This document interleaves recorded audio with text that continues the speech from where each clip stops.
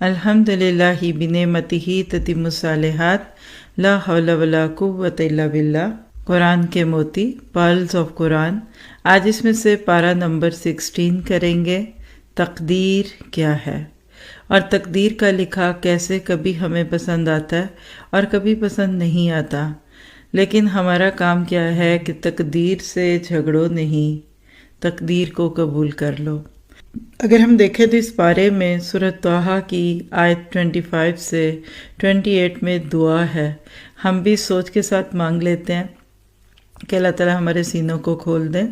رب اشرح لی صدری ویسر لی امری واحلل عقدۃ من لسانی یفقہوا قولی۔ اے میرے پروردگار، میرا سینہ کھول دے اور میرے کام کو آسان کر دے اور میری زبان کی گرہ کو کھول دے، میری زبان کی گرہ سلجھا دے تاکہ لوگ میری بات سمجھیں۔ وقت کے فرعون کے سامنے کھڑے ہونے سے پہلے موسیٰ علیہ السلام کی یہ دعا آپ کو مجھے سکھاتی ہے کہ جب بھی کبھی کہیں جا کر اپنی بات کہنا یا سننا مشکل لگے تو اس وقت دعاؤں سے سہارا لیا جائے۔ پھر اس کے بعد اگلی دعا جو ہمیں اس بارے میں ملتی ہے، اتفاق دیکھیے کہ وہ بھی علم سے متعلق ہے۔ آیت 114 ربی زدنی علما۔ پچھلی دعا حضرت موسیٰ علیہ السلام کی تھی اور یہ دعا اللہ کے نبی کو سکھائی گئی، تو گویا کہ پھر علم تو واقعی کو بڑی چیز ہی ہوگی۔ ہم علم کو ڈی ویلیو نہ کریں، ہم یہ نہ سمجھیں کہ ہم علم لے کر شاید وقت ضائع کر رہے ہیں۔ بعض دفعہ عبادات کے نام پر ہم نماز روزے کو بہت اہمیت دیتے ہیں اور علم کو کم سمجھتے ہیں، حالانکہ اگر علم ہی نہ ہو تو پتہ کیسے چلے گا کہ ہم نے نماز کیسے پڑھنی تھی۔ پھر اس کے بعد اگر ہم دیکھیں تو اس بارے میں تقدیر کو مان جاؤ اور جھگڑو نہیں۔ یہ موضوع کیوں ہے؟ کیونکہ اللہ کی رضا میں راضی رہنا ہی خوشیوں کا سرا ہے۔ آپ کہہ سکتے ہیں کہ جو انسان اللہ کے فیصلوں کو دل کی خوشی سے قبول کر لیتا ہے پھر اس کا دل بھی خوش رہتا ہے اور اللہ تعالیٰ بھی اس سے خوش ہوتا ہے۔ ہم اپنے آپ سے خوش ہوں گے، اللہ ہم سے خوش ہوگا۔ بعض اوقات بظاہر خوبصورت نظر آنے والی چیزیں ہماری جان لینے کا سبب بھی بن جاتی ہیں، اور اسی طرح سے ہم کچھ اور سمجھتے ہیں لیکن چیز کچھ اور ہوتی ہے۔ تو چیزوں کو ان کی قابلیت کے مطابق خریدنا چاہیے۔ کیسے اللہ سبحانہ تعالیٰ نے انسان کو فرق کرنے کا اور پرچول کرنے کا موقع بھی دیا ہے۔ ہم اپنا محاسبہ کر سکتے ہیں کہ جب میں کوئی چیز خریدتی ہوں تو کیا میں اس کی شکل دیکھتی ہوں یا اس کی افادیت دیکھتی ہوں، اس سے فائدہ اٹھاتی ہوں۔ ہم نے سورۃ کہف میں 3 واقعات دیکھے تھے جو کہ کنٹینیو ہو رہے ہیں اسی بارے میں۔ جن تینوں کو جمع کر لیں تو ایک مین پوائنٹ مل جاتا ہے، اور وہ کیا ہے کہ بعض اوقات چھوٹے چھوٹے جو نقصانات ہوتے ہیں یہ ہمیں بہت بڑے بڑے نقصانات سے بچاتے ہیں۔ انسان وہی خوش رہے گا جو چھوٹے نقصان سے گزر کر بڑا فائدہ لے گا۔ اس لیے کہ اگر دنیا میں کوئی صدمہ آئے، کوئی چوٹ پڑے، کوئی تکلیف آئے تو فوراً سوچ لے کہ اس کے بدلے میں آخرت میں خیر ملے گی، کیونکہ یہ دنیا چھوٹی ہے اور آخرت بڑی ہے، نہ ختم ہونے والی۔ پہلا واقعہ کشتی والوں کا واقعہ تھا۔ کہہ سکتے ہیں کہ بچپن کی اولاد پہ صبر کرنا جوان اولاد کے ہدایت سے دور ہونے سے بچا گیا، اور ہم سب سوچتے ہیں کہ جانتے بھی ہیں کہ ہدایت سے دور ہونا یہ انسان کو دنیا سے جانے سے زیادہ تکلیف دیتا ہے۔ پھر اسی طرح سے یہ پتہ چلتا ہے کہ بظاہر معمولی نیکیاں جس کو انسان بڑا ہلکا سمجھتا ہے، کبھی کبھی وہ اس کے حق میں بہت فائدہ مند ہوتی ہیں۔ تو ان واقعات سے اگر ہم سبق لیں تو کیا پہلا سبق ملا کہ پہلی دفعہ زندگی کے چھوٹے نقصانات خیر کا پیش خیمہ ہوتے ہیں۔ اولاد کا عظیم دکھ اس کو دوسروں کے لیے فتنہ بننے سے بچا لیتا ہے۔ بعض چھوٹی نیکیاں بظاہر ہلکی دکھنے والی انسان کو سچی خوشی عطا کر جاتی ہیں۔ شرط ایک ہے کہ ہم سبق لینے والے تو بنیں۔ پھر اسی طرح سے آپ دیکھتے ہیں کہ بعض دفعہ مال کا نقصان ہے تو مال کا خسارہ آخرت کے خسارے کے مقابلے میں معمولی ہے، جبکہ دنیا کا خسارہ آخرت کے مقابل بہت چھوٹا ہے۔ اولاد کا اس دنیا سے جلدی چلے جانے کا دکھ جوانی کی نافرمانی کے مقابل معمولی ہے، اور یہ بھی پتہ چلا کہ دنیا کے مقابل آخرت کے رشتے دائمی ہوں گے۔ یہاں تو بس ایک وقتی تعارف ہے، اصل رشتوں کی مٹھاس تو آگے جا کے دکھے گی۔ پھر اسی طرح چھوٹی نیکی بعض اوقات بڑی نیکی پر بھاری پڑ جاتی ہے۔ چھوٹی نیکیاں کل بڑی نیکیوں کے مقابل میزان کو بھر دیں گی۔ کیا چیز کسی نیکی کو بھاری کرتی ہے؟ حالات، وقت، قربانی، شاکلہ، کس نے کب کہاں کیا۔ زندگی میں جب آپ کو کوئی معاملہ کرنا ہو اور آپ کو سمجھ نہ آئے کہ کیا کروں، کس سے پوچھوں، کون میرا سچا ہمدرد ہے، پتہ نہیں میں مشورہ کروں تو میری بات آگے نہ نکل جائے، تو اس وقت بہترین طریقہ کار استخارے کا طریقہ ہوتا ہے، خیر کا طلب کرنا۔ جب کوئی چیز سامنے آئے یا دو چیزوں میں سے کوئی ایک چوز کرنی ہو تو جس کو آپ زیادہ اچھا سمجھتے ہیں اس کو ذہن میں رکھ کر استخارہ کیجیے۔ صحابہ کرام بھی یہ کرتے تھے اور اللہ کے نبی نے دعا کے طور پہ سکھایا، یعنی دعا استخارہ مانگ کر انسان اس بات کا اقرار کر دیتا ہے کہ اللہ میری عقل چھوٹی ہے، تیری حکمت بڑی ہے، اور یہ چیزیں انسان کو مطمئن بھی کر دیتی ہیں۔ پھر اب دیکھیے کہ آخری واقعہ اس میں ذوالقرنین کا تھا، جو اپنے دور کا بادشاہ تھا، نیک بھی تھا۔ اللہ نے اس کو دین کی بھی دولت دی اور دنیا کی بھی دی۔ تو کبھی کبھی دین اور دنیا دونوں دولتیں جمع ہو جاتی ہیں، اور کتنی ضرورت ہے ایسی چیزوں کے جمع ہونے کی، کیونکہ ہماری زندگیوں میں کئی دفعہ ایسا دیکھنے میں آیا کہ ہم ایک طرف دین کا جھکاؤ دیکھ رہے ہوتے ہیں تو ایک طرف دنیا کا، تو دین بھی اور دنیا دونوں مل جائے، اس سے بڑی خیر اور کیا ہوگی اور کیسے ہوگی۔ کئی دفعہ آپ دیکھتے ہیں کہ زندگی میں ایکسپوجر ہوتا ہے اور آپ ادھر ادھر بہت سارے لوگوں سے ملتے ہیں اور اس سے آپ سیکھتے ہیں۔ تو ذوالقرنین بھی کچھ ایسا ہی بادشاہ تھا، لوگوں کو نفع دینے کے لیے کئی طرف کے سفر کرتا ہے، اور جہاں گیا وہاں انسانیت کی خدمت کرتا ہوا دیکھا گیا۔ وَأَمَّا مَا يَنْفَعُ النَّاسَ فَيَمْكُثْ، وہی بچے گا جو لوگوں کو نفع دے گا۔ اور اس سے یہ بھی پتہ چلتا ہے کہ انسان کے مال اور اقتدار آ جائے تو کوئی نقصان نہیں ہوگا، شرط یہ کہ اللہ کا خوف ہو، اللہ کی خشیت ہو، چونکہ یہ عادل بادشاہ تھا۔ اور اللہ کے نبی صلی اللہ علیہ وسلم نے فرمایا کہ قیامت کے دن عرش الہی کے سائے میں جو 7 قسم کے لوگ ہوں گے ان میں ایک امام عادل بھی ہوگا، جیسے ابو بکر صدیق رضی اللہ عنہ اور حضرت عمر فاروق رضی اللہ عنہ کا دور عدل کا دور تھا۔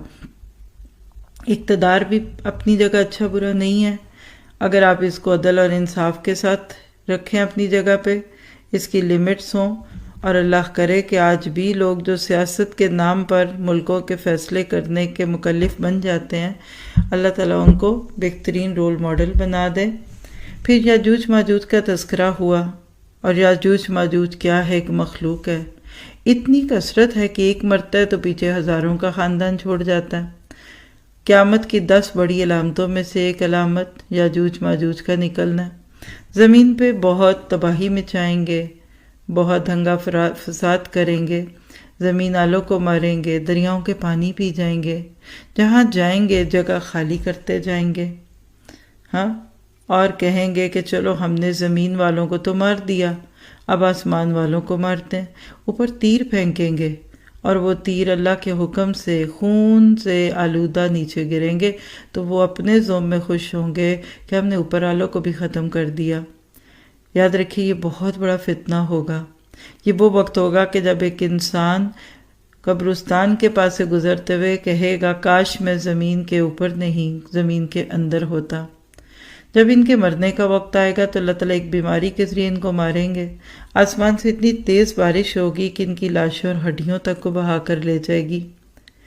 اس فتنے کے سدباب کے لیے آج سے کتنے سو سال پہلے ذوالقرنین نے کوشش کی، اللہ کے دیے ہوئے وسائل یا کہہ لیجئے کہ مینز تھے، ان کو انسانیت کی بھلائی کے لیے استعمال کیا۔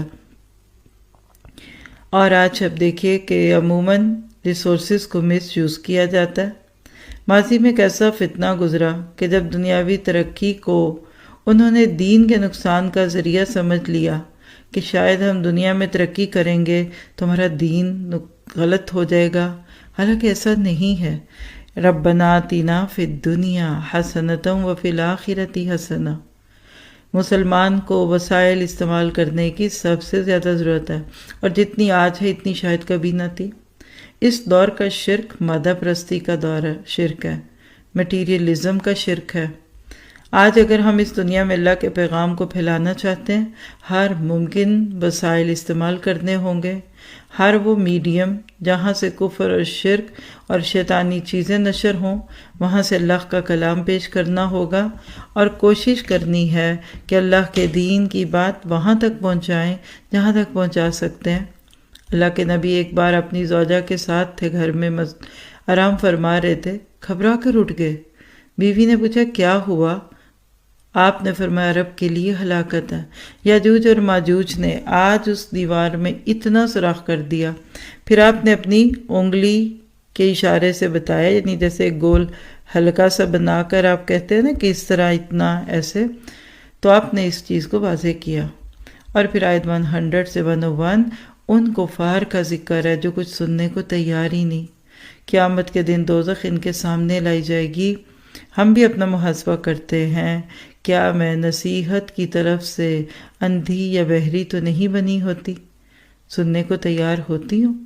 پھر آیت 103 سے 104 میں اعمال کی ناکامی کی بات ہے۔ آخرت کی نگاہ سے دیکھیں تو سب سے زیادہ خسارے میں وہ لوگ ہیں کہ جو ساری زندگی یہ سوچ کر کام کرتے رہے کہ ہم تو بڑے اچھے کام کر رہے ہیں، وہاں جا کر پتہ چلا کہ تمہارے تو کام ہی سارے خراب تھے۔ آپ پیپر کر کے آئیں اور آپ اپنے زوم میں سوچیں کہ میں نے سارے سوال ٹھیک لکھے، بعد میں پتہ چلا کہ زیادہ غلط ہو گئے کیونکہ آپ بیسک رول کو نہیں سمجھی، یا کچھ کرنا تھا اور آپ نے نہیں کیا، یا نہیں کرنا تھا تو کر دیا۔ بالکل اصل میں قیامت کے دن پتہ چلے گا۔ دنیا میں لوگ شیطانی کاموں کو اللہ کے کام سمجھ کر کرتے رہے۔ دین کے رنگ سے دیکھیے تو کچھ دیندار غلط طریقوں سے دین کو پھیلاتے ہیں، کچھ کا دین غلط ہے، کانٹینٹ غلط ہے، بدعت کو رواج دیتے ہیں۔ ایسے لگتا ہے کہ جیسے بدعت دین بن جاتی ہے، سنتیں پیچھے ہوتی جاتی ہیں۔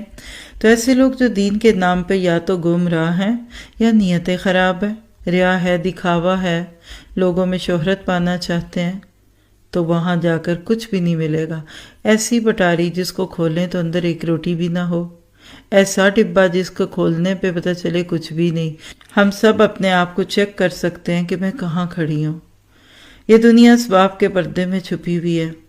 آج ہم جو بھی کام کرتے ہیں بظاہر اس کی کوئی وجہ سمجھ آ جاتی ہے، لیکن قیامت کے دن سارے پردے چاک ہوں گے۔ اس دن ہماری اصل شکل لوگوں کو دکھے گی، ہم کتنے دیندار تھے، ہم کتنے سمجھدار تھے، ہم وقت اور حالات کے مطابق کیسے بیہیو کرتے تھے۔ یہ سارا کچھ اللہ تعالیٰ نے قیامت کے دن جب کھول کے سامنے لانا ہے تو اصل قیمت اس دن پتہ چلے گی۔ مجھے ایسے لگتا ہے کہ ایک شخص کی جیب میں بہت سارے نوٹ ہیں، لوگ سوچتے ہیں یہ کتنا امیر ہے، لیکن جب کھول کے دیکھا تو وہ ایک ایک کا نوٹ تھا، دو دو کے تھے، چینج تھا۔ کسی دوسرے کی جیب میں صرف 2-4 نوٹ نکلے، پتہ چلا یہ تو بیچارہ غریب ہے، اس کے پاس تو کوئی نیکی نہیں، لیکن بعد میں دیکھا تو وہ ہزاروں کے نوٹ تھے۔ اب ہزاروں کے نوٹ اگر 2-4 بھی ہوں تو وہ اس سے تو زیادہ ہی ہوں گے نا جتنے ایک ایک کر کے تھے۔ تو بعض دفعہ ہماری نیکیاں بہت دکھ رہی ہوتی ہیں لوگوں کو، تو اللہ ہمیں آخرت کے دن رسوا نہ کرے، اور ہم اپنا محاسبہ کرتے جائیں کہ کیا میں واقعی جب کوئی کام کرتی ہوں تو کیا میں اس میں غور سے دیکھتی ہوں کہ اس میں میری نیت کیا ہے۔ پھر اسی طرح بعض دفعہ بے حیائی پھیلانے کا کام، بدکاریوں کو پھیلانے کے کام اچھے اچھے سلوگنز کے ساتھ کیے جاتے ہیں۔ بعض دفعہ کسی کی خدمت کرنے کے لیے غیر شرعی طریقے اختیار کیے جاتے ہیں، تو اللہ سے دعا ہے کہ اہدنا الصراط المستقیم، صحیح کام کو صحیح طرح کرنے کی اللہ توفیق دے، ورنہ پکا پکایا کھانا ضائع ہوگا۔ کتنا دکھ ہو اگر پتہ چلے کہ نمک کی جگہ چینی ڈال دی، کھیر پکتے پکتے آخر میں جل گئی۔ تو بغیر علم کے جو کام کیے جاتے ہیں وہ ایسے ہی ہوتے ہیں۔ اللہ تعالیٰ ہمیں قرآن اور سنت کے علم سے جوڑے اور اس کی روشنی میں زندگی بسر کرنے کی توفیق دے۔ اپنے سے سوال بھی کر لیتے ہیں کہ دین کے نام پر جو محفلیں سجاتی ہوں کیا واقعی وہ سنت کے مطابق ہوتی ہیں؟ شک والی چیزیں ہیں تو چھوڑ دیجئے اور یقینی چیزوں پہ آ جائیے۔ باقی رہ گئی دنیا تو یہ جنت نہیں بنے گی۔ جنت ہے وہ جگہ جہاں جا کر کوئی واپس نہ آنا چاہے گا، تو ادھر پھر جنت فردوس کا تذکرہ ہے پارے کے سورت کے اینڈ پہ۔ تو اللہ کے نبی نے بھی کہا جنت کا سوال کرو تو فردوس مانگو، کیونکہ اس کی چھت رحمان کا عرش ہے۔ اللہ کے بہت قریب ہوں گے وہ لوگ۔ اللہ ہمیں ایسے عمل کرنے والا بنا دے کہ ہم اللہ تعالیٰ کا قرب بھی حاصل کر سکیں اور وہاں جا کر اللہ تعالیٰ کی رضا میں رہ سکیں۔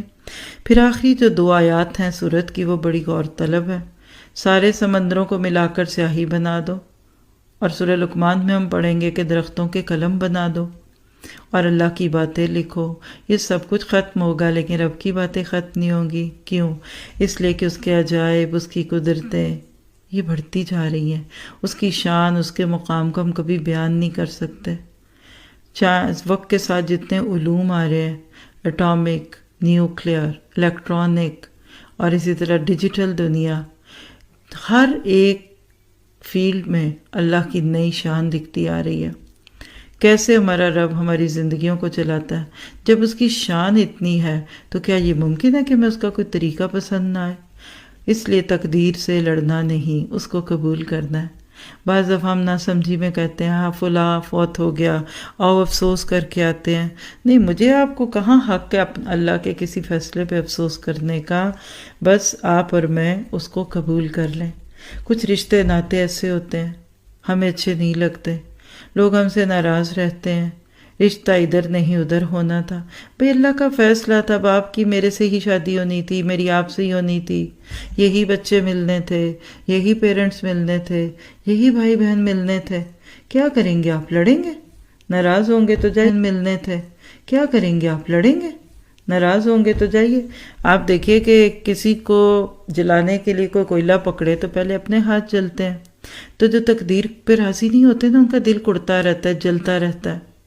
بعض دفعہ لوگ اپنے بچوں پہ خوش نہیں، بیٹا نہیں ملا، بیٹی نہیں ملی، ان کا رنگ دبا ہوا ہے، یہ ذہین نہیں، دوسروں کے بچوں سے تقابل کرتے رہتے ہیں۔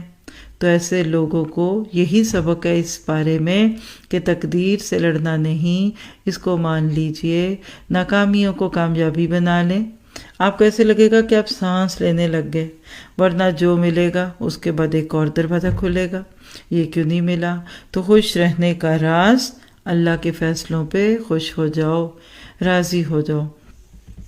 چونکہ اس صورت میں بڑے بڑے فتنوں کی بات ہوئی، ایمان کو بچانے کی بات، دولت کی بات، سلطنت کی بات، اس لیے ہر جمعے کو یہ صورت پڑھنے کا حکم دیا گیا کہ زندگی میں جب بھی کوئی غیر متوقع حالات آئیں، کوئی معاملات ہوں جن کی تمہیں حقیقت سمجھ نہیں آ رہی، تو خوشی سے مان لو۔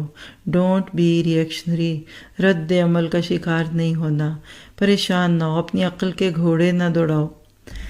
کوئی بات نہیں، کچھ تمہارے ساتھ اچھا، کوئی دوسرے کے ساتھ اچھا، کبھی تمہارے ساتھ کچھ برا ہو گیا، کبھی دوسرے کے ساتھ ہو گیا۔ سچا ایمان ایسے جھٹکوں کے وقت بندے کو تھام کے رکھتا ہے۔ چیز چلی جائے، ایمان نہ جائے، نہ شکری نہیں کرنی، اور اللہ ہمیں نہ شکریوں سے بچا لے۔ اس کے بعد اگلی سورت مریم ہے، واحد عورت اور عورت کا نام، اور پھر اس پہ سورت۔ پورے قرآن میں ایک ہی عورت کا نام ہے اور وہ پھر حضرت مریم ہے۔ آپ یہ کہہ سکتے ہیں کہ سورۃ الکہف میں جو سیکھا کہ ناموافق چیزوں کو بھی موافق سمجھ لو، سورۃ مریم میں حضرت مریم کے اوپر جو آزمائش ڈالی گئی وہ ایک عملی تفسیر تھی اس بات کی کہ انہوں نے بھی تو اتنی بڑی حقیقت کو قبول کیا۔ ایک پاک دامن بچی کیسے ایک بچہ پالے اور معاشرے کا ریئیکشن اور ان کی باتیں سنے؟ لیکن بات یہ ہے کہ انسان ایسا ہی ہے۔ سورت شروع ہوتی ہے تو زکریا علیہ السلام سے ملاقات ہوتی ہے۔ کیسے بیٹا مانگا؟ جب رب نے دے دیا تو کہا یہ کیسے ہوگا؟ پھر اشارے مانگ رہے ہیں، تو انسان غم بھی برداشت نہیں کر پاتا، لیکن خوشی تو بالکل بھی برداشت نہیں ہو پاتی۔ اس لیے سورت مریم کو آپ اپنے نان مسلم ساتھیوں سے شیئر کر سکتے ہیں، کیونکہ پوری ہسٹوریکل ہے، حضرت عیسیٰ کی پوری فیملی، ان کے نانا، ان کی ماں، ان کی نانی کا بھی تذکرہ، پھر اسی طرح حضرت زکریا، یحییٰ، یعنی واقعی عمران کا گھرانہ ہے، اور بہت رغبت ہوتی ہے، اور لوگ حیران بھی ہوتے ہیں کہ اچھا آپ کے قرآن میں ہمارے نبی کا تذکرہ ہے۔ تو جب آپ ان کو یہ بتائیں گے کہ وہ ہمارے بھی نبی تھے تو پھر اور بھی خوشی ہوگی۔ پھر اسی طرح دیکھیے زکریا علیہ السلام کی دعا، بڑھاپا ہے، بانچ ہے، سر شعلے مار رہے ہیں، یعنی سفید ہو چکا ہے اور اولاد مانگ رہے ہیں۔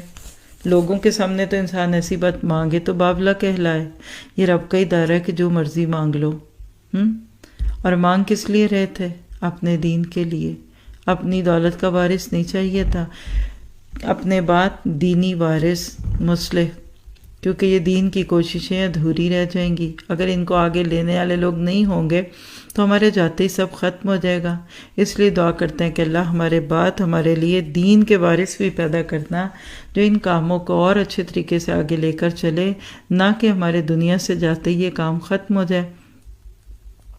پھر اسی طرح سے آپ دیکھیے کہ آیت نمبر 6 میں بڑے پیار سے حضرت زکریا اللہ سے دعا کرتے ہیں کہ اللہ میرے بچے کو اپنا پسندیدہ بنا۔ ہم اپنا محاسبہ کریں، کیا ہم اپنے بچوں کے لیے یہ دعا کرتے ہیں کہ یہ رب کے پیارے ہو جائیں، رب ان سے پیار کرنے لگے؟ پھر حضرت یحییٰ کا ذکر، کتنے خوش نصیب تھے کہ اللہ نے ان کا نام بھی خود رکھا۔ پھر آیت 9 سے 11 میں اس بات کا سبق دیا جاتا ہے کہ جب تقدیر میں ایسے معاملے ہونے لگیں کہ انسان کو غیر متوقع خوشی ملے تو اور زیادہ اللہ کی تسبیح کرنی چاہیے۔ پھر آیت 16 سے اگلی چند آیات میں حضرت مریم علیہ السلام کا قصہ ہے، پھر ان کی آزمائش کا تذکرہ۔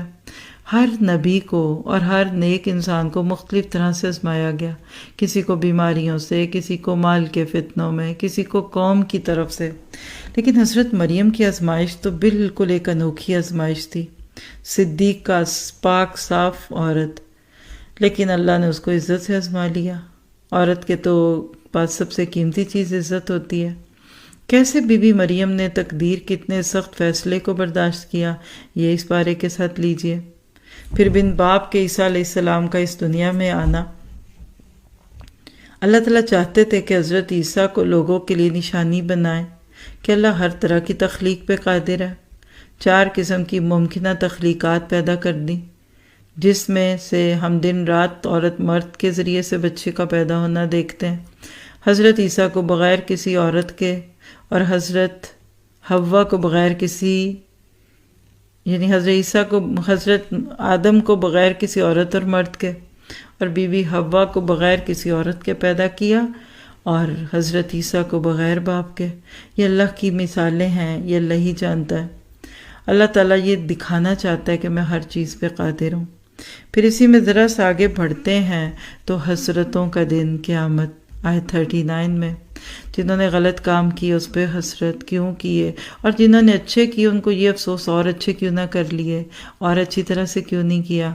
ذرا اپنے آپ کو ہم چیک کریں، کیا میں آج ایسی زندگی تو نہیں بسر کر رہی کہ کل جب میں ملوں اللہ کو، اللہ کے سامنے جاؤں تو حسرتوں میں گزر جاؤں؟ ہر دن ایک اچھا موقع ہوتا ہے، ایک نیا موقع، لیکن قیامت کے بعد کوئی اور دن نہیں آئے گا۔ اسی لیے اس کو یوم عقیم بھی کہتے ہیں، بانچ دن، جڑ کٹا دن، یعنی اس کے بعد اگلا دن پیدا نہیں ہوگا۔ پھر آیت 41 سے ابراہیم علیہ السلام کا تذکرہ، جن کا ذکر ویسے بھی بہت اور جگہ بھی آتا ہے۔ حضرت ابراہیم کا تقدیر پر ایمان نظر آتا ہے، کیسے آیت 48 میں کہتے ہیں کہ میں اپنے پروردگار کو پکار کر کبھی مایوس نہیں ہوا۔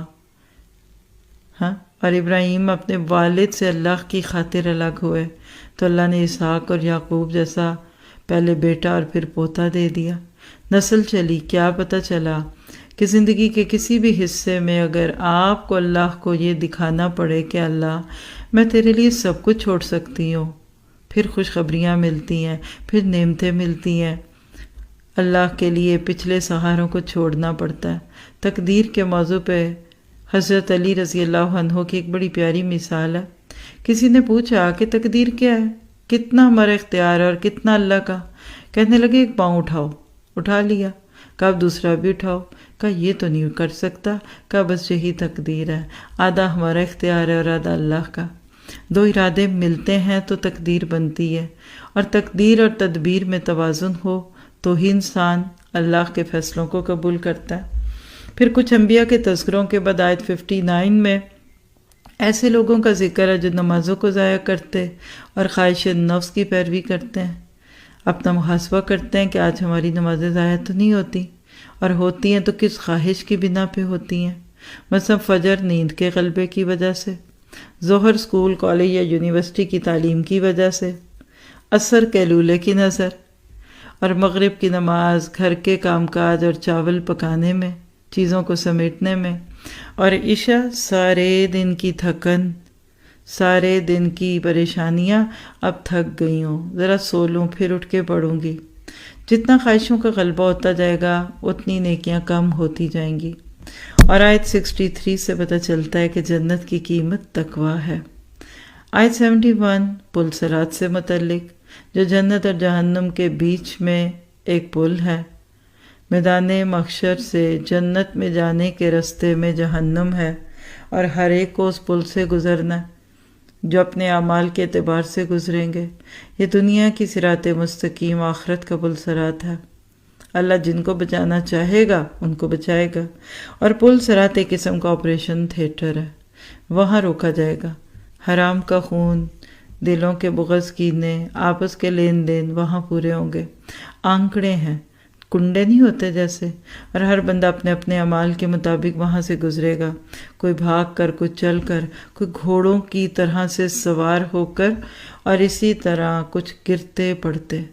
آخری مقام کو کنترا کہتے ہیں۔ یہاں پہ رشتے ناتے ہوں گے سیٹ، انسانوں کے حقوق ایک دوسرے سے دیے جائیں گے۔ بظاہر اللہ فرما رہے ہیں کہ جنت میں چلے جاؤ، لیکن لوگ نہیں جانے دیں گے۔ پھر وہاں اللہ ایک دوسرے سے دل صاف کروا کر، کینے بغض نکلوا کے جنت دے گا۔ اللہ تعالیٰ سے دعا ہے کہ ہمیں پل صراط سے عافیت کے ساتھ گزار دے۔ جیسے بجلی لوہے سے گزر جاتی ہے لیکن پلاسٹک سے نہیں گزرتی، لکڑی سے نہیں گزرتی، تو پل صراط کو اللہ حکم دے دیں گے کہ کس کو پکڑنا اور کس کو نہیں پکڑنا۔ یاد رکھیے بہت سخت وقت ہوگا۔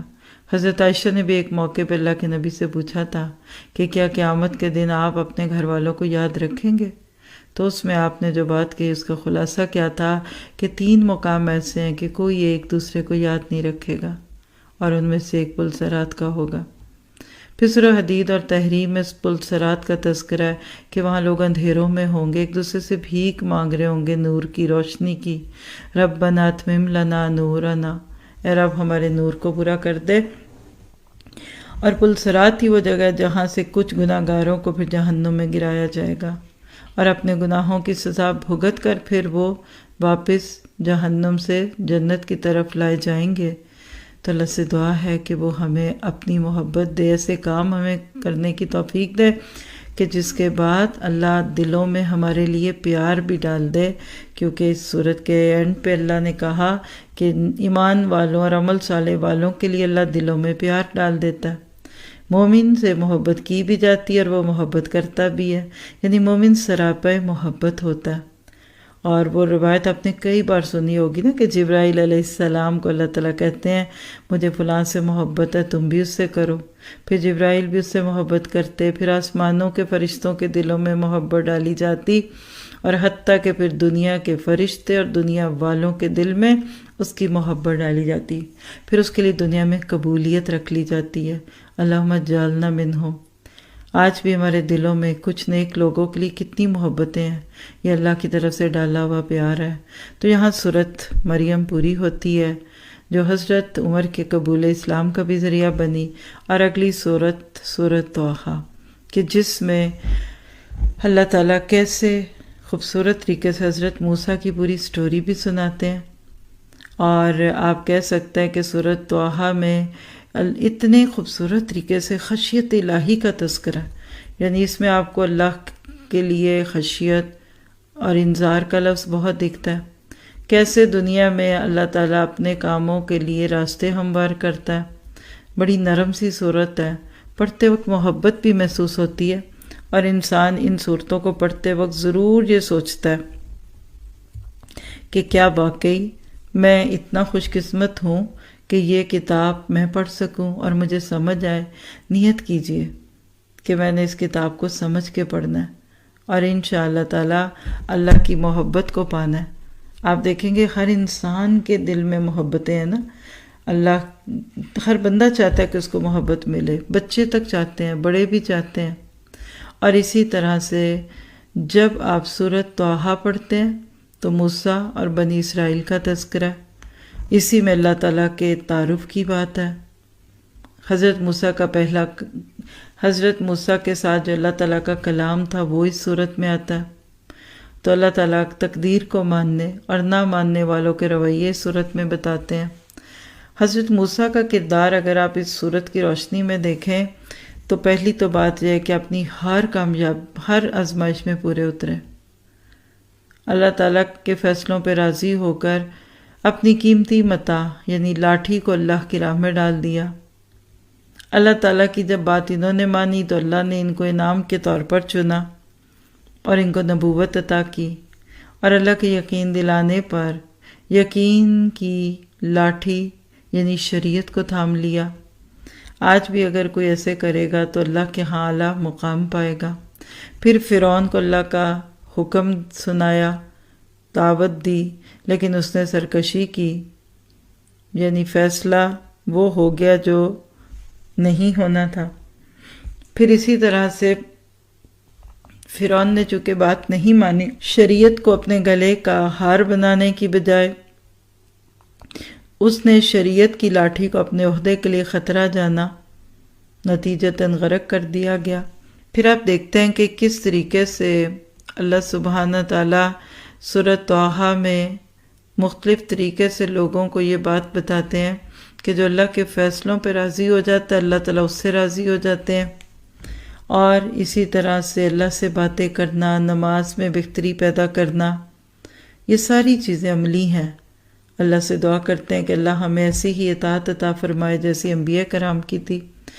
اسلام کا بنیادی نقطہ یہی ہے کہ جس کو چھوڑنے کا اللہ حکم دے اس کو چھوڑ دو، جس کے پکڑنے کا اللہ حکم دے اس کو پکڑ لو۔